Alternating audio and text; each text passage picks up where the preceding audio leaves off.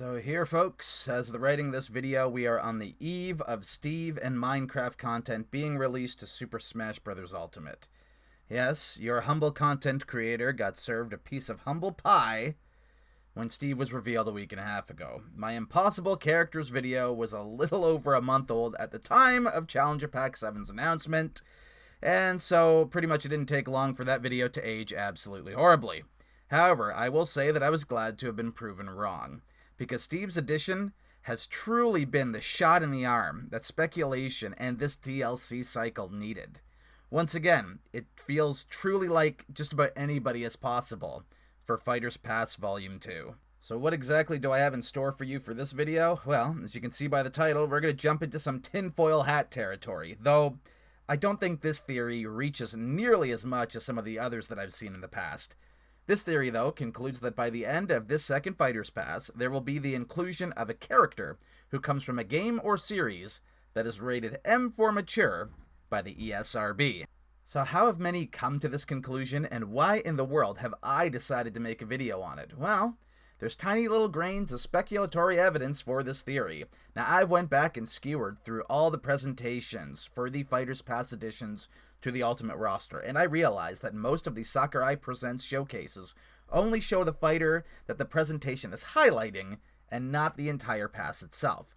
There are two exceptions to this rule, though. Joker's presentation, in which he was the only one in the pass revealed at that time, and it's very important to note that during this, Persona 5's title was visibly above him during this presentation. Then the other was Byleth's presentation, and since they were the last fighter for the first pass, the showcase had a full display of the first Fighters Pass roster. But none of the characters' game titles were above them this time.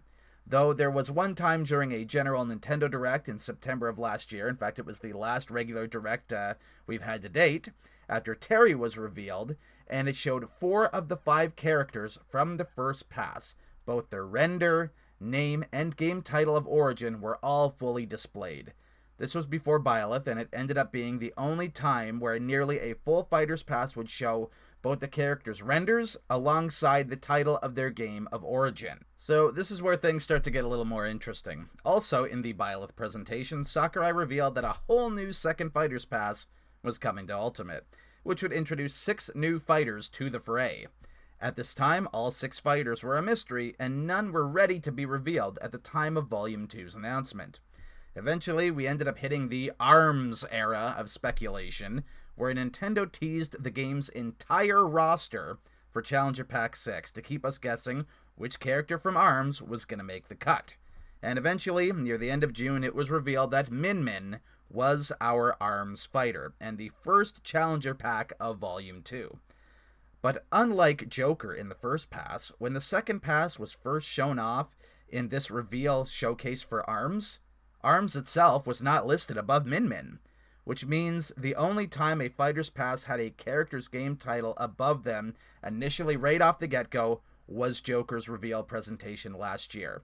Anytime a pass is shown off in a live premiere since then, so pretty much since 2020, the fighter's game title of origin has been suspiciously absent in every single Mr. Sakurai Presents.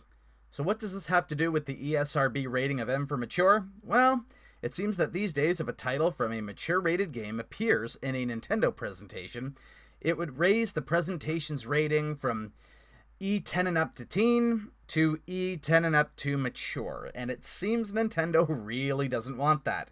For some reason, Joker's presentation only had an E10 and Up rating, even with the showing of Persona 5's title, which is a rated M game. But skip ahead to this year, and no titles for the characters are shown for the Fighters Pass graphics, and the rating still remains from an E10 and Up to teen. Adding further evidence to this theory is how the Mii costumes, based on characters from M-rated games, turn out. You know, it happens that their series are not mentioned at all in these presentations either, starting with Altair from Assassin's Creed, only showing his name and not his game in the Byleth presentation. This trend would continue on into Min Min's presentation, where Vault Boy would receive much the same treatment, only being mentioned by name and not being at all told that he was from Fallout. And last of all, during Steve's presentation, Travis Touchdown from No More Heroes got the exact same treatment, being only referred to as, you guessed it, Travis. The consensus the speculation community has come to is that since Nintendo does not want to have their presentations being rated up too mature, they are purposely avoiding showing the names of M-rated games in their DLC character presentations. So yeah, this counts clearly for the Mii costumes. They've certainly been doing this for them. But what does this matter for the second pass, you ask? Well, you see, the consensus is that one of these last 4 challenger packs will be from a game that has been rated M by the ESRB. Joker is from Persona 5, and that game is rated M. For some reason, last year it was fine to show the title above him in a couple Fighter Pass 1 graphics. But this year, any time the graphic of Fighter Pass 1 has been shown, not only Joker's, but all of the characters do not have their game title above them. Now, both Min Min and Steve/Alex have been revealed, and they're both from Rated E for Everyone games. This could very well be done to keep a template going so that when the said mystery character from a mature rated game gets revealed, none of the other characters have their game titles above them already, so it doesn't make it painfully obvious that the M-rated character stands out even more oddly, being the only one that doesn't have their game of origin above them. Now again, this is all just a theory for the second pass and not anything concrete. Just fun speculation, and I thought it was an interesting theory to break down for you guys in this week's video.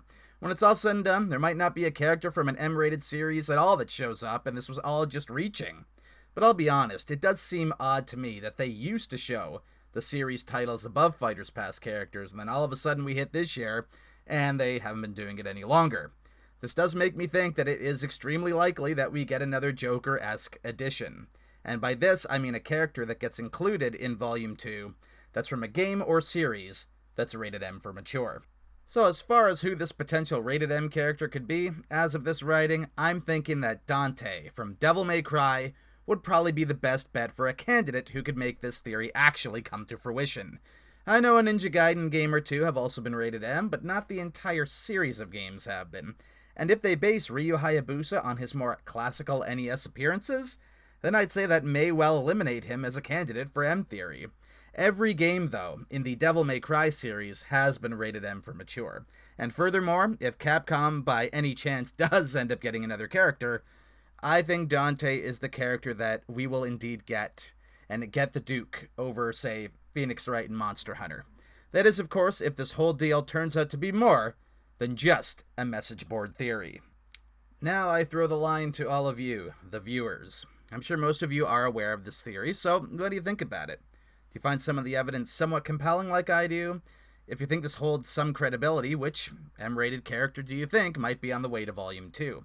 Do you agree with Dante, or do you have someone else entirely different in mind? Let me know all of your thoughts in the comments below. And now it is time to move on to the cheapest of plugs. Yes, ladies and gentlemen, it is indeed that time of the video again. And as you can see by the lovely little graphic in front of you, there is a list to all of my social media and gaming presences. So please add and follow me on all of those platforms to stay as up to date as you can with all of my content going forward. And for those of you who are new to the channel and enjoyed what you have seen and heard, hit that subscribe button, give this video a rating, as well as ding that little bell notification. It really helps the channel grow. Until next time, this is Brayster, signing off.